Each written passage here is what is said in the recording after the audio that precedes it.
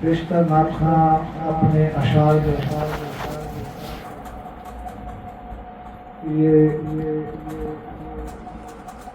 بتا رہے تھے کہ عشق رسول، محبت رسول ایسی گراں قدر دولت ہے کہ حضور صلی اللہ علیہ وسلم کا عشق جب بندے میں راسخ کر جاتا ہے، پڑھتا تو ہے قرآن، پڑھتا تو ہے اللہ کا کلام، مگر اللہ کے محبوب کے کردار بھی اس میں پاتا ہے۔ اسی لیے تو بی بی عائشہ صدیقہ رضی اللہ تعالیٰ عنہ نے فرمایا تھا، چند گوار لوگ آئے تھے ان کی بارگاہ میں حضور کے ظاہری پردہ ہونے کے بعد، اور پوچھنے لگے حضور کی اسوہ کیا ہے، حضور کے اخلاق کیا ہے، حضور کے کردار کیا ہے، پوچھنے لگے۔ تو اماں جان نے کہا تھا، اے پوچھنے والے، کیا تُو نے قرآن نہیں پڑھا؟ کیا تُو نے قرآن نہیں پڑھا؟ اس نے کہا پڑھا۔ الحب کی الف سے لے کے والناس کی سین تک پورا قرآن حضور کی اسوہ بیان کر رہا ہے۔ ایمان تو لاؤ بھائی، ایمان ہے کیا ہے؟ ایمان وہ چیز ہے کہ کلمہ طیب جیسے ہی بندہ پڑھتا ہے تو ایمان میں داخل ہوتا ہے۔ کلمہ طیب کے جز 2 ہے، اگر ایک جز کو پڑھا زندگی بھر خالی لا الہ الا اللہ بولتے پھرا تو ایمان نہیں آنے والا ہے۔ ایمان اس کے اندر آتا ہی نہیں، خالی لا الہ الا اللہ پڑھا۔ جب تک اقرار نہ کرا محمد رسول اللہ، لوگ سمجھ رہے ہیں نعتیہ محفل آج کی ایجاد ہے، نہیں، بیچ میں بھول گئی تھی قوم۔ اب 50-60 سال سے شہر حیدرآباد میں عام ہو گیا، پہلے خانقاہوں میں ہوتی تھی نعتیہ محفل، ایسا نہیں کہ مخصوص لوگ پڑھتے تھے، ان کی حضرت کی صدارت میں پڑھتے تھے، مریدوں کو سناتے تھے۔ ہم تو ہمارے بچپن سے دیکھتے ہوئے آ رہے ہیں، پھر ہمارے والد بھی دیکھے تھے، ہمارے دادا بھی دیکھے تھے، محفلیں ہوتی تھی مگر ایسا عام نہیں تھی۔ جیسے جیسے نوجوانان مردوں کے دل میں عشق رسول کی چنگاری لگی، یہ عشق کا پیمانہ خانقاہوں سے نکل کر بستیوں میں، آبادیوں میں، گھر گھر لوگوں کو سیریاب کرنے لگے۔ دیکھیے نا عشق رسول کیسی چیز ہوتی ہے، محبت، چاہے محبت اولاد سے ہو، چاہے محبت ماں باپ سے ہو، چاہے محبت بھائی بہنوں سے ہو، چاہے محبت گھر کے پالتو جانور سے ہو، محبت بھی کیا بلا۔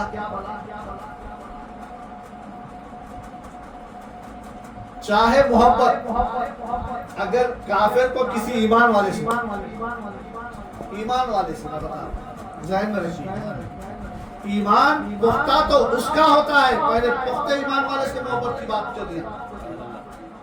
ایمان پختہ اس کا ہوتا ہے جس کا پختہ ایمان ہوتا ہے، وہ کامل طریقے سے اللہ اور اس کے رسول کے فرمودات پہ چلتا ہے۔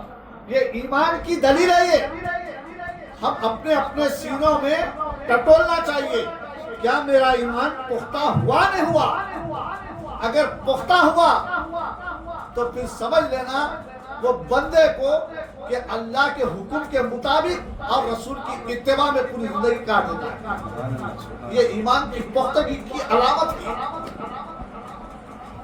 عارضی طور پہ تو مبلغین، علماء اکرام لوگوں کو لبھانے کے لیے بیانات تو کر دیتے ہیں، مگر ایمان کی پختگی اگر دیکھیں گے آپ قرآن اور حدیث کی روشنی میں بتا رہا ہوں، مفسرین نے لکھا ہے اس کو، ایمان کی پختگی اگر کسی کو دیکھنا ہے تو پھر حکم خداوندی پہ کتنا عمل کر رہا ہے اور اتباع رسول پہ اس کا عمل کیا ہے، تو جب جا کے ایمان کی پختگی بندے میں محسوس کر سکتے ہیں۔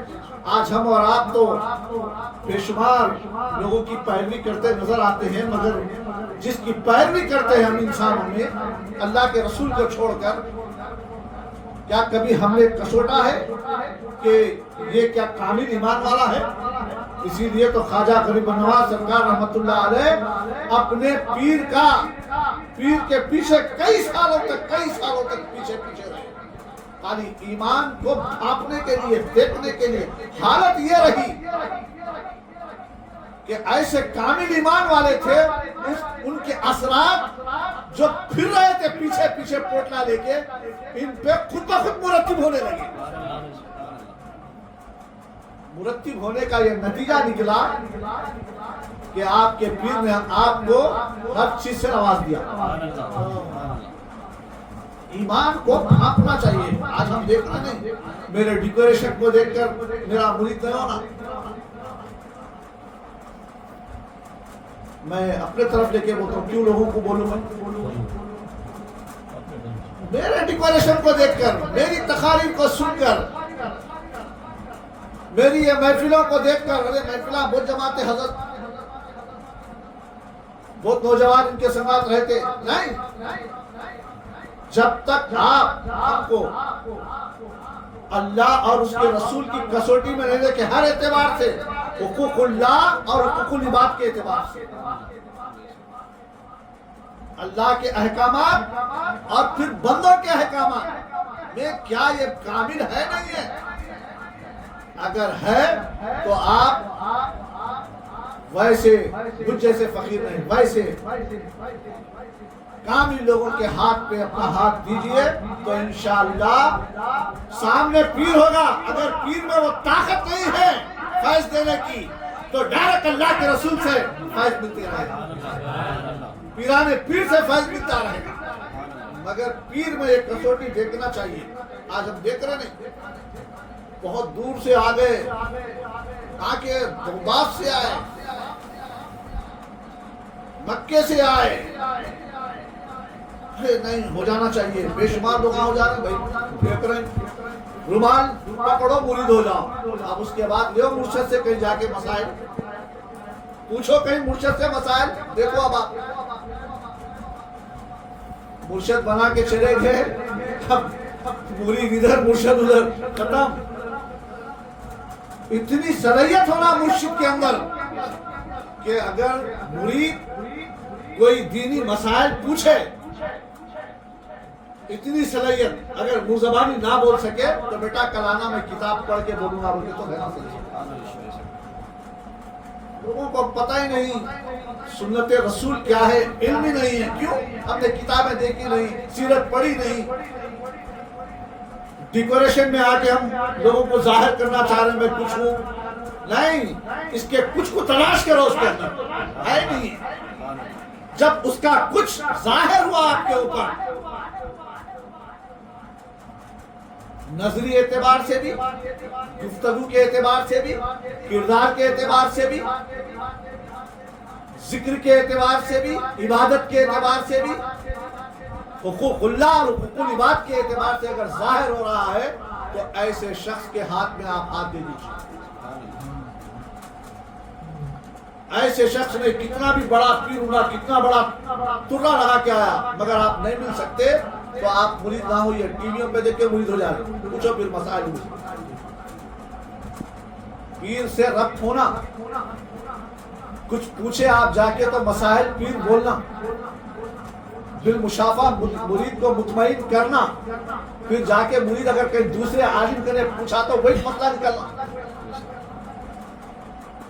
تو معزز سامعین، بڑا پرفتن دور سے ہم اور آپ گزر رہے ہیں کہ ہر گلی میں، ہر کوچے میں ہم تو عاملوں کو مرشد سمجھ لیے، تھوڑا میرے بولنے میں تنقید ہوگی مگر سچائی ہے اس کے اندر. ہم تو گنڈے پلیتے دینے والوں کو مرشد سمجھ لیے. ہم بچیے ان سے. یہ تو تمہارے جیب خالی کرنے کے لیے تمہارے قلب میں کیا نور بھریں گے. یہاں تو قلب میں نور بھرنے والا پیر ہوتا ہے. جب اس کے قلب میں نور آئے گا تو پھر اس کے انگ انگ سے پھوٹنے لگے گی ہلو ہلو ہلو ہلو. پہلے بیج تو ڈالو, ایسا بیج ڈالو اس کی دل کی زمین کے اندر کہ اب اس کے انگ انگ سے جیسا ملکہ پھوٹنے کے بعد کیسا ہلو ہلو ہلو ہلو نکلتے رہتا, پھر آگے چل کے وہ بھی پھل دینے لگتا. تو یہ کیفیت آنی چاہیے. اب ہم جا رہے بس انہیں تعویذ دے دیا, انہیں گنڈا دے دیا, انہیں پلیتا دے دیا, انہیں کچھ بول دیا, تو ہم جا کے اپنا عقیدت اس کے بیچ سنا دے رہے ہیں, بول دے رہے ہیں, ہاتھ دے دے رہے ہیں. ایسا ہرگز مت کیجئے, کہیں ایسا نہ ہو جائے کہ خود تو ڈوبیں گے صنم لیکن ہم کو بھی ڈوبیں گے اشر کے. ایسا نہ ہو جائے. تلاش کرو اور سلسلے کی نسبت حضور صلی اللہ علیہ وسلم تک لگی ہونا چاہیے, اس کے پاس شجرا ہونا چاہیے. میں نے حال ہی میں گجرات کا ایک واقعہ میرے سامنے گزرا تو بڑی فکر ہوئی مجھے. تھا تو غیر مذہب کا, اتنا زبردست تیار ہوا کہ قرآن پڑھنے پہ عبور حاصل کر لیا, قرآن پہ عبور حاصل کرا, حدیث پہ عبور حاصل کرا, اچھی بڑی داڑھی رکھ لیا, ایک ریاست سے دوسری ریاست چلا گیا, جا کے مسجد میں رہنے لگا, نمازیں پڑھنے لگا, سب کرنے لگا. تو یہاں تک کہ اس کو مسجد کا امام بنا, مسجد کا امام بنا. 7-8 سال سے امامت کر رہا تھا. کچھ وجوہات کی بنیاد پہ پکڑا گیا. جب پکڑا گیا تو اس کے آدھار کارڈ وغیرہ, پین کارڈ وغیرہ لوگ منگوائے, تو اس میں نام نکلا کسی غیر مذہب والے. غیر مذہب والے داڑھی روڑی دیکھے تو, چہرہ دیکھے تو مسلمان سمجھنا اب امامت کر رہا, مسلمانوں کی امامت کر رہا. ابھی ایمان ہی نہیں لایا, ایمان نہ لایا مگر قرآن پڑھ رہا. آپ اندازہ لگائیے, قرآن پڑھنا اور ہے, پہلے ایمان لانا اور ہے. آج عیسائیوں کے ٹیبل پہ قرآن نظر آ رہا ہے, آج عیسائیوں کے ٹیبلوں پہ حدیث کی کتابیں نظر آ رہی ہے. کئی پجاریاں ایسے ہیں آج بھی چولا پہنے ہوئے, بوٹو لگائے ہوئے, قرآن اور حدیث سے ہم کو سمجھا رہے ہیں. مسلمانوں کے پاس ایسا ایسا ہے, ایسا ایسا ہے. جب تک ایمان نہ لایا, پورا قرآن بھی اگر کھنگال لیا تو کچھ ہونے والا نہیں. ایمان لانا ضروری ہے. بہرحال دھوکے میں تھے لوگ, پورے بستی کے لوگ مل کے حیرت زدہ ہو گئے. ہم تو 4, 5, 6, 7 سال سے اس کے پیچھے نماز پڑھ رہے تھے, یہ نکلا غیر مذہب. کیا حالت ہوئی گی نمازیوں کی, ان لوگوں کی. آپ دنیا بڑی دھوکے کی ہے, بہت پھوک پھوک کے سبل کے چلنا. ایک حکایت میں ہے, غالباً حکایت بھی ہے, حدیث بھی ہے اس کی, میرے گمان میں تھوڑا ہے. کشتی جیسے سمندر میں چلتی ہے, اس طریقے سے ہماری نیا بھی دنیا میں اس طریقے سے چلنی چاہیے. اگر ہم شریعت کو چھوڑیں گے, طریقت کو چھوڑیں گے, معرفت کو چھوڑیں گے, حقیقت کو چھوڑیں گے, حقوق اللہ کو چھوڑیں گے, حقوق العباد کو چھوڑیں گے. یہ حقوق اللہ, حقوق العباد ہے کیا؟ حقوق العباد اللہ کے احکامات کے مطابق, اتباع رسول کے مطابق زندگی گزارنا. حقوق اللہ بیوی بچوں کے, ماں باپ کے, پھر ماں باپ کو بچوں کے, بچوں کو ماں باپ کے, نوکر کو سیٹ کے, سیٹ کو نوکر کے. حقوق ادا کرنا اگر اس میں کامل اترا تو یہ حقوق اللہ اور حقوق العباد کے موافق رہے گا، ورنہ نہیں تو اولاد ہے ہم جیسا چاہے ویسا سلوک کریں گے اولاد کے ساتھ، ایسا ہرگز نہیں ہے۔ ماں باپ پر اولاد کے حقوق بھی ہے، جہاں ماں باپ پر اولاد کے حقوق ہے وہیں پر اولاد کے حقوق ماں باپ کے بھی ہیں، ایک دونوں جوڑ ہے ایک سے، اسی لیے تو حضور صلی اللہ علیہ وسلم نے فرمایا کہ ماں باپ اولاد کے لیے جنت اور دوزخ ہے، جنت اور دوزخ ہے۔ اچھا سلوک کر کے بندہ جنت حاصل کر سکتا ہے اور برا سلوک کر کے دوزخ میں جا سکتا ہے۔ ماں باپ کا درجہ اولاد کے ہم حضور صلی اللہ علیہ وسلم نے فرمایا اگر اپنے ماں باپ کو مسکرا کر دیکھا، مسکرا کر، تاکہ باپ کا دل خوش ہو جائے، ماں کا دل خوش ہو جائے، اس انداز سے اگر دیکھا تو میرے آقا صلی اللہ علیہ وسلم فرماتے ہیں کہ اسے ایک حج کا ثواب دیا جائے۔ کیا بولے؟ ایک حج کا ثواب۔ ایک صحابی اٹھے، نیکیاں کمانے کی لالچ صحابہ کو ایسی تھی، آج ہم کو نہیں ہے، علم سیکھنے اور نیکیاں کمانے کی لالچ۔ آج تو علمی باتیں ہو تو ہم بیدار ہو جاتے تھوڑی دیر۔ آج مسلمانوں کے سماج سے، دل سے، نظروں سے علم بھاگ رہا ہے، لٹریچر آنکھوں سے بھاگ رہا ہے، بیانات کانوں سے بھاگ رہے ہیں۔ نفس، شیطان ہمارے اندر جو بیٹھا، انسان بڑا اچھا ہے، اس کے اندر جو بیٹھا ہوا ہے اتنا خطرناک ہے کہ انسان کو دنیا میں بھی رسوا اور آخرت میں بھی رسوا کر دینا ہے، اس سے بچنا ضروری ہے۔ حضور صلی اللہ علیہ وسلم جیسا ہی بولے ایک حج کا ثواب، تو ایک صحابی اٹھ کے بولے یا رسول اللہ ایک بار دیکھے تو ایک حج کا ثواب، دو بار دیکھے تو اللہ اکبر۔ کیسی تھی جن کے اندر علم حاصل کرنے کی جفتجو۔ اب کیا بولتے سرکار، اب کیا بولتا عالم؟ یہ جفتجو ہر بندے مومن میں ہونی چاہیے تھی، مگر آج 99% قوم سے دینی علوم و فنون، دین کے معاملات، پھر بول رہے ہیں کامیابی ہم کو ملنا، فلسطین ہم کامیاب کریں گے، ہم جیتیں گے، ہم دشمنوں کو زیر کر دیں گے۔ کیسا؟ فلسطین میں کئی پیغمبر، ان کے مزارات بھی ہے، آخری نبی رحمت للعالمین صلی اللہ علیہ وسلم کی معراج بھی وہاں ہوئی۔ مگر کیا بات ہے، کبھی غور کیا 57 اسلامی ممالک ایک اسلامی ممالک کو بچا نہیں پا رہے، آخر بات کیا ہے؟ یہی ہے انانیت۔ جب حکمرانوں سے لے کر گھر کے نوکر تک اگر انانیت بس گئی تو خدا کی قسم خالی بولتے رہ جائیں گے، کامیاب کبھی نہیں ہوں گے۔ اب دیکھیے تاجدار مدینہ صلی اللہ علیہ وسلم، ساری انسانیت سے افضل شخصیت، جب بادشاہ ایسا ہوگا تو رعایا کے اندر جفتجو پیدا ہوتی ہے، تو گھر کا مین فرد کے اندر یہ اگر جفتجو رہی تو اولاد کے اندر بھی جفتجو آ سکتی ہے۔ ریاست کے چیف منسٹر میں یہ جفتجو رہی تو رعایا کے اندر یہ جفتجو آتی ہے۔